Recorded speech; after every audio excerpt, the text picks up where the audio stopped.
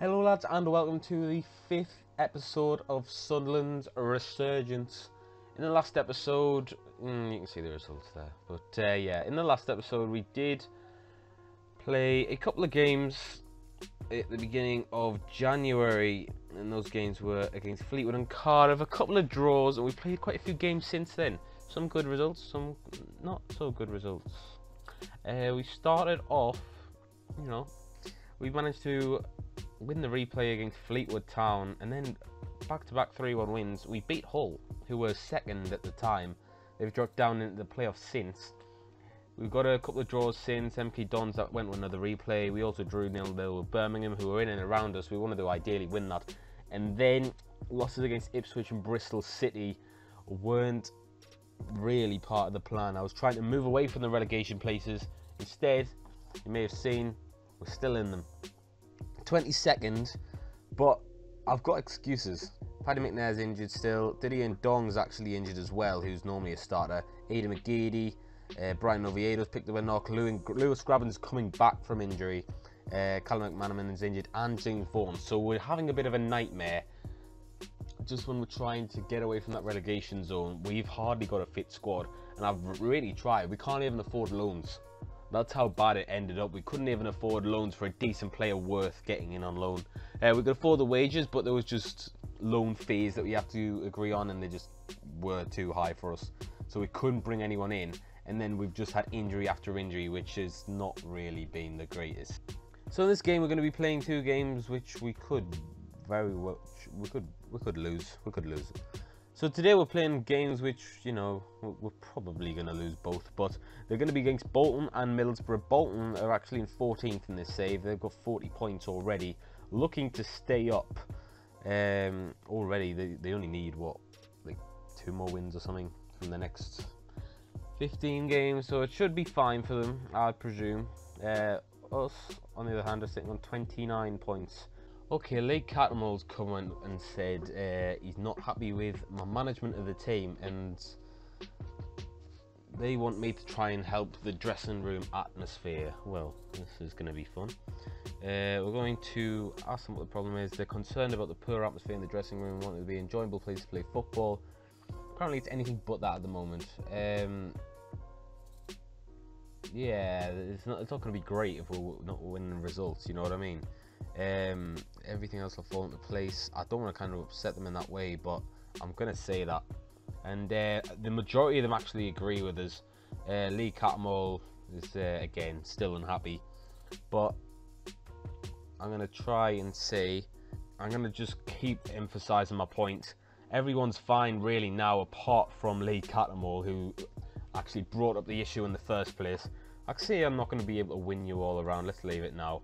And we've got some people back to normal, and Dong and Cattermole are the only two which are a bit poor. But it just puts the importance on winning football matches. Lee Cattermole, he's been in this strop ever since I've come into the club, and I'm going to be looking to sell him next summer. Because believe it or not, I think Lee Cattermole might actually be part of the problem why the dressing room's not at its best. This is going to be the team I'm going to be playing against Bolton. We're away from home. And this is the game played just before, the reverse fixture I should say, was the game played just before I got the job. So let's see if I can do any better. Obviously Bolton are in a much better situation than they are in real life. And we've gone and actually played Lee Cattermole. This is risky, but again, Ndong's recovering from an injury. And there's some other players which just aren't sharp enough for my liking. McNair's recovered from an injury. You've also got the likes of Darren Gibson, who's not really sharp enough to play. So I've decided to put Cattermole in there. Is it risky? Yes. Could it work? Yes, it could. Ball winning midfielder. This is the formation we've gone with. We've gone with Reuter in between the sticks, Galloway, Wilson, Koenig, and Jones as the back four. Cattermole, as I mentioned before, with Rodwell in the centre of midfield, just because Ndong again's injured. And Rodwell hasn't been performing awfully. His 6.7 hasn't been great, but hasn't been awful in the context of the season. And we've got 3 players supporting Lewis Graben, those being McGeady, Wes Hoolahan, who we bought in the last episode, as well as Duncan Watmore, who's I think just come back from an injury as well. So this team's good enough to beat Bolton, but that's been the story of our season. We've not really turned up. It's crucial that we win some of these games now. It's getting to the business end of the season. I know we've got 15 games left to play, but it's still an important moment in the season. Teams below us are starting to get points. Burton actually won 6-0 against Nottingham Forest, so we've got a game in hand on them. Due to the team we were playing, I think they were in the FA Cup, so we've now got a game in hand. But again, we should be making the most of that. They've got Will Buckley and Adam Lafondra at the top here. If one of them score against us, I'm going to start crying. Go out there, make them count. And I've got faith in yous. Oh, for goodness sake. I've got faith in yous, lads. Let's talk to them. Passionately. Let's get some passion. Cattermole's very poor morale. It's not making us feel very easy. These kits are pretty similar as well. What happened to our black kit? Can we not just play in our black kit when it comes to playing? Cattermole's been sent off in the first minute. He is not playing again for us at all. That is just unacceptable. That's easily avoided. And it's a bit depressing as well. We need to go a lot more. Okay, we're already structured. We need to go counter-attack and just utilise these wings here.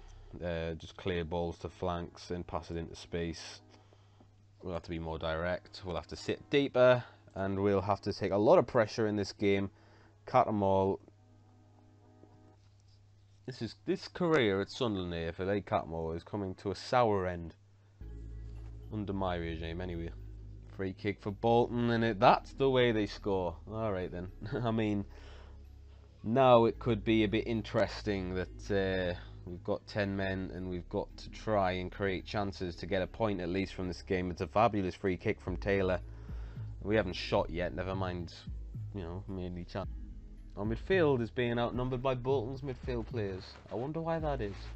We've got a corner in the 40th minute. And they could easily counter-attack, but Wes Houlihan's got another bite of the cherry. It's Watmore.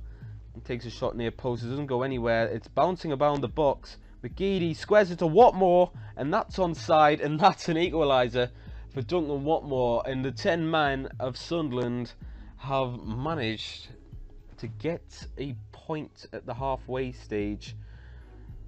Can they hold on to that point? We don't know yet, but I think it's pretty much our first or second shot. Our first shot's definitely come in this highlight. And yeah, in 40th minute, just before half time, we've given ourselves a chance. We've had one shot and we've scored it. A tense atmosphere in the room gives way to what you have to say. I'm going to say, come on lads, we're man down. We can still get a result. We can. And Cattermole, right, you are getting told. At this point you got sent off so early, aggressively. It's unacceptable. Nothing specific noted. Arrogant twat. We've had 2 shots, 3 shots. Look at that. We're getting into this game. We're sitting back loads though. We're not really letting them get any space. So it's kind of understandable how their goal did come from a free kick in the end. Just putting the pressure on outside the box. And eventually we gave way. But, you know, it's good to see that the likes of Duncan Watmore actually getting chances. And I may need to make a couple of substitutions now.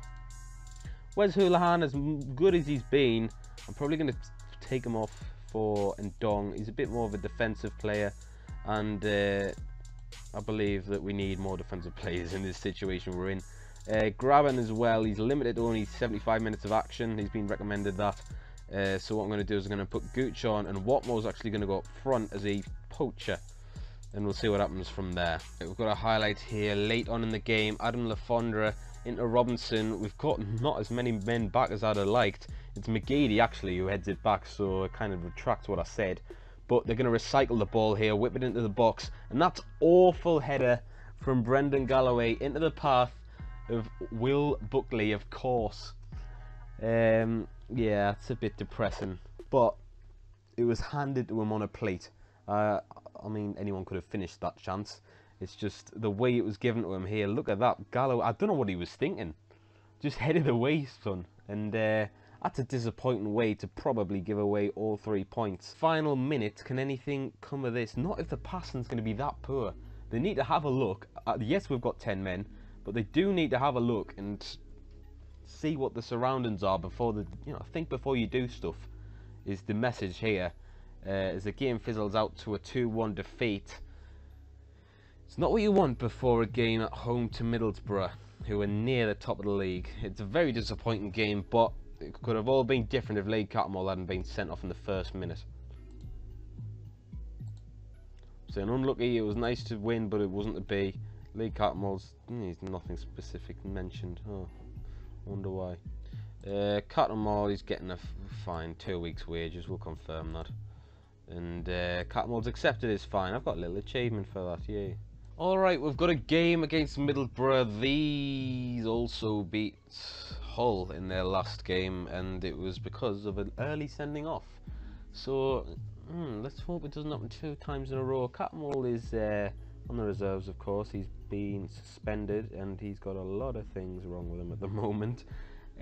But yeah, we've got Rodwell still in the midfield. We've introduced Ndong and Oviedo to the side after